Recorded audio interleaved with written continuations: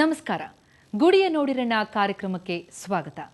ಗದುಗಿನ ವಿವಿಧ ದೇಗುಲಗಳ ದರ್ಶನವನ್ನ ಮಾಡಿಸ್ತಾ ಇದ್ವಿ. ಈ ವಾರ ನಮ್ಮ ತಂಡ ಬಂದು ತಲುಪಿರುವಂಥದ್ದು ಗದಗಿನ ಇನ್ನೊಂದು ಪ್ರಮುಖ ದೇಗುಲದ ದರ್ಶನ ಮಾಡಿಸಲಿಕ್ಕೆ, ಅದುವೇ ತ್ರಿಕುಟೇಶ್ವರನ ಸನ್ನಿಧಿಗೆ.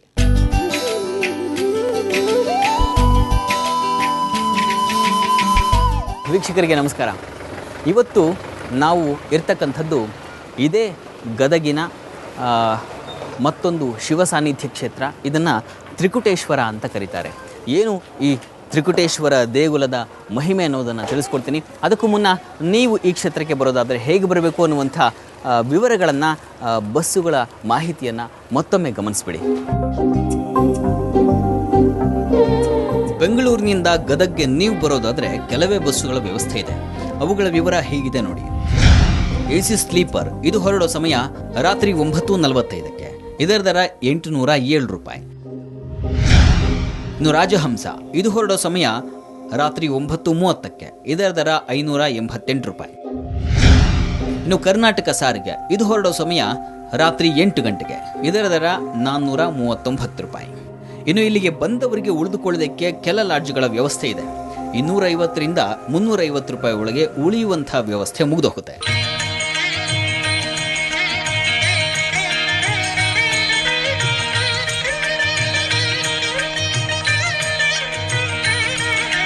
ಈ ತ್ರಿಕುಟೇಶ್ವರನ ದರ್ಶನ ಮಾಡುವ ಮುನ್ನ ಈ ಕ್ಷೇತ್ರಕ್ಕೆ ಇಷ್ಟು ಪವಿತ್ರತೆ ಬರಲಿಕ್ಕೆ ಕಾರಣರಾದಂಥ ಕ್ರತು ಮಹರ್ಷಿಗಳನ್ನು ಮತ್ತೊಮ್ಮೆ ನಾವು ನೆನಪು ಮಾಡಿಕೊಳ್ಬೇಕು. ಕ್ರತು ಮಹರ್ಷಿಗಳು ಕಪೋತರೋಮ ಅನ್ನುವಂಥ ರಾಕ್ಷಸನ ಸಂಹಾರಕ್ಕಾಗಿ ಸಾಕ್ಷಾತ್ ನಾರಾಯಣ ಸ್ವಾಮಿಯನ್ನು ಪ್ರಾರ್ಥಿಸಿದ್ದರು. ಆ ನಾರಾಯಣರಲ್ಲಿ ಆ ನಾರಾಯಣನು ಕ್ರತುವಿನ ಪ್ರಾರ್ಥನೆಗಾಗಿ ಈ ಕ್ಷೇತ್ರಕ್ಕೆ ಬಂದು ಆ ಕಪೋತರೋಮ ಅನ್ನುವಂಥ ರಾಕ್ಷಸನನ್ನು ಸಂಹಾರ ಮಾಡಿದ ಮೇಲೆ ಈ ಕ್ರತು ಮಹರ್ಷಿ ನಾರಾಯಣನಿಗೆ ನಮಸ್ಕರಿಸ್ತಾನೆ. ಆಗ ನಾರಾಯಣ ಇಲ್ಲಿಂದ ತೆರಳಬೇಕು. ಅಷ್ಟರಲ್ಲಿ ಸಾಕ್ಷಾತ್ ಪರಮೇಶ್ವರ ಪ್ರತ್ಯಕ್ಷವಾಗ್ತಾನೆ. ಪ್ರತ್ಯಕ್ಷವಾಗಿ ನಾರಾಯಣ ಹಾಗೂ ಪರಶಿವ ಇವರಿಬ್ಬರ ಮಿಲನವಾಗುತ್ತೆ, ಅವರಿಬ್ಬರ ಆಲಿಂಗನವಾಗುತ್ತೆ.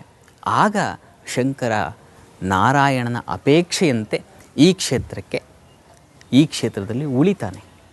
ಏನಾಗಿತ್ತು ನಾರಾಯಣನ ಅಪೇಕ್ಷೆ ಅನ್ನೋದನ್ನು ನೋಡೋಣ. ಪ್ರದಕ್ಷಿಣೆ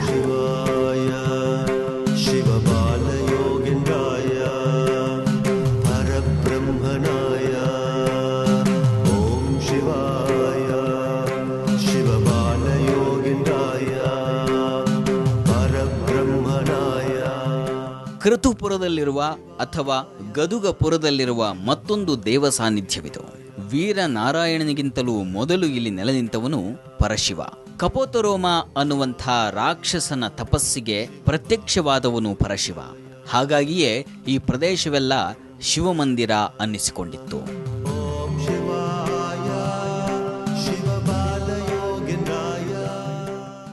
ನಾರಾಯಣ ಅವತ್ತು ಕ್ರತುಮುನಿಗಳಿಗೆ ಹೇಳಿದ ಏನು ಅಂದರೆ, ಇದು ವಾಸ್ತವವಾಗಿ ಶಂಕರ ಕ್ಷೇತ್ರ, ಅವನ ಕ್ಷೇತ್ರ.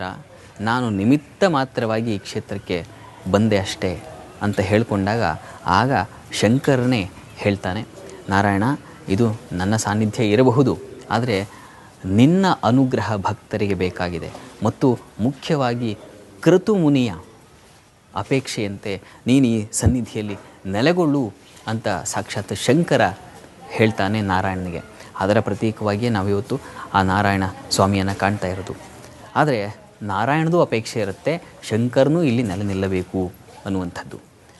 ಆ ಕಾರಣದಿಂದ ಶಂಕರ ಕ್ರತುಮುನಿಗಳಿಗೆ ಹೇಳ್ತಾನೆ, ನನಗೆ ತ್ರಿಕುಟ ಅಂದರೆ 3 ಬ್ರಹ್ಮ ವಿಷ್ಣು ಮಹೇಶ್ವರ ಈ 3 ಸ್ವರೂಪಗಳಲ್ಲಿ ಲಿಂಗವನ್ನು ಸ್ಥಾಪನೆ ಮಾಡು, ಆ ಲಿಂಗದಲ್ಲಿ ನಾನು ನೆಲೆ ನಿಲ್ತೀನಿ ಅಂತ ಕ್ರತುಮುನಿಗಳಿಗೆ ಪರಮೇಶ್ವರ ಆಜ್ಞೆಯನ್ನು ಮಾಡ್ತಾನೆ. ಆ ಆಜ್ಞೆಯಂತೆಯೇ ಪರಶಿವ ಇಲ್ಲಿ ನೆಲೆಸಿರ್ತಕ್ಕಂಥದ್ದು. ಆ 3 ಸ್ವರೂಪಗಳನ್ನು ನಾವು ಈ ಕ್ಷೇತ್ರದಲ್ಲಿ ಕಾಣ್ತೀವಿ. ಈಗ ಆ ಕ್ಷೇತ್ರ ದರ್ಶನ ಮಾಡೋಣ.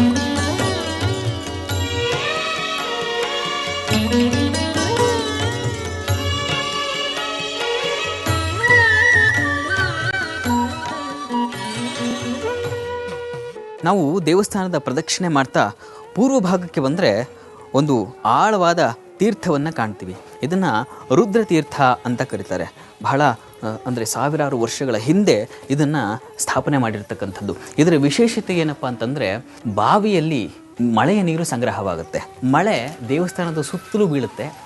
ಆ ಸುತ್ತಲೂ ಬಿದ್ದಂಥ ಮಳೆಯ ಹನಿ ಇಲ್ಲಿಗೆ ಬಂದು ಸಂಗ್ರಹವಾಗುತ್ತೆ. ಬೇರೆ ಎಲ್ಲೂ ನೀರಿಲ್ಲದೆ ಇದ್ದಾಗ ಈ ಜಾಗದಲ್ಲಿ ನೀರಿದ್ದೇ ಇರುತ್ತೆ ಅನ್ನುವಂಥ ನಂಬಿಕೆ ಇದೆ. ಮತ್ತು ಅದು ಸಾಕ್ಷಿಯಾಗಿ ಇವತ್ತಿಗೂ ನಮ್ಮ ಕಣ್ಣು ಮುಂದೆ ಕಾಣ್ತಾ ಇದೆ. ನೋಡಿ, ಸುಡು ಬೇಸಿಗೆಯಲ್ಲೂ ಕೂಡ ನಾವಿಲ್ಲಿ ನೀರನ್ನು ಕಾಣ್ತೀವಿ. ಇದನ್ನೇ ಸ್ವಾಮಿಯ ಅಭಿಷೇಕಕ್ಕೆ ಉಪಯೋಗಿಸ್ತಾರೆ. ಇದೇ ನೀರನ್ನು ಬಂದಂಥ ಭಕ್ತಾದಿಗಳು ಈ ನೀರನ್ನು ಪ್ರೋಕ್ಷಿಸ್ಕೊಳ್ತಾರೆ. ಆ ಬಾವಿಯ ದರ್ಶನವನ್ನು ಮಾಡೋಣ.